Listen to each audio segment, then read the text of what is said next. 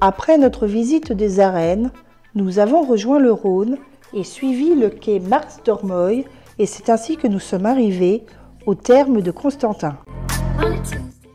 Les thermes de Constantin ont été construits en bordure de Rhône au début du IVe siècle, peut-être sur l'emplacement d'un édifice plus ancien. Elles ne constituent qu'un élément d'un vaste ensemble monumental qui s'étendait au nord de la cité, entre le forum et les rives du fleuve. À l'époque de leur construction, la ville, après une période de troubles, retrouve une place de premier ordre, imputable à son rôle politique et administratif accru. L'empereur Constantin fait même de la ville une de ses résidences impériales. Puis survient l'arrivée des Wisigoths, suivie d'une succession d'autres invasions barbares. Il semble pourtant que les thermes aient conservé leur fonction encore un certain temps après la chute de l'Empire.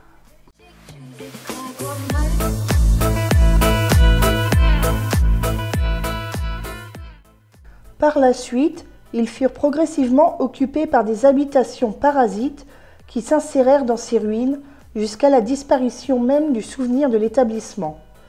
Au XVIe siècle, des érudits arlésiens, étudiant les vestiges de pierres et de briques qui subsistent au bord du fleuve, ainsi que les traces laissées dans les maisons voisines, identifient le monument à un palais de l'empereur Constantin. Des dégagements et fouilles au XIXe siècle ont montré qu'il s'agissait en fait de thermes. Le succès des thermes est dû pour beaucoup à l'invention des hypocaustes. Ils permettaient de faire circuler de l'air chaud sous le sol des pièces surélevées grâce à des pilettes de briques les suspendant. L'air s'évacuait ensuite par les canaux verticaux des tubuli, doublant les parois. Ces différents éléments sont encore bien visibles dans les thermes d'Arles.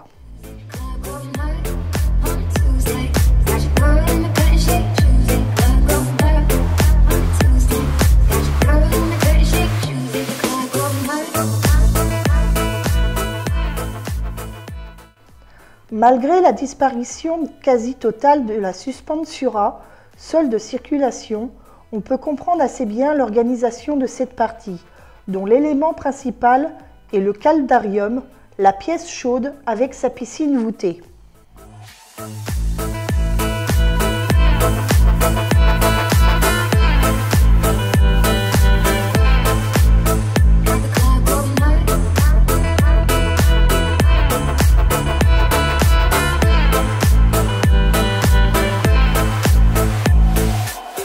Édifice inséparable du confort de la vie urbaine à l'époque impériale, les thermes associaient les exercices physiques qui se déroulaient dans une salle d'entraînement appelée le palestre, aux bains assurant l'hygiène corporelle.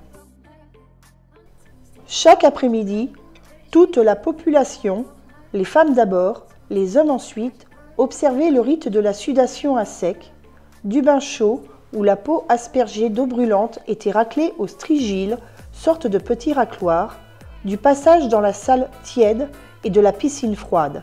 Il se terminait par un vigoureux massage.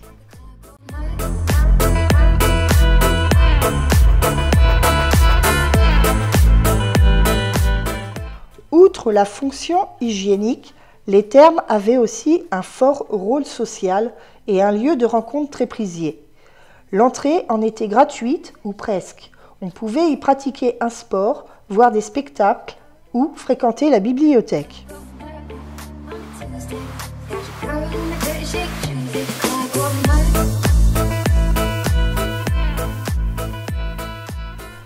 Notre visite est maintenant terminée. Nous nous dirigeons à présent vers notre prochaine étape, le musée départemental Arles Antique, dit le musée bleu, un musée construit en 1995 dans un bâtiment moderne pour y abriter les collections archéologiques particulièrement riches de la ville.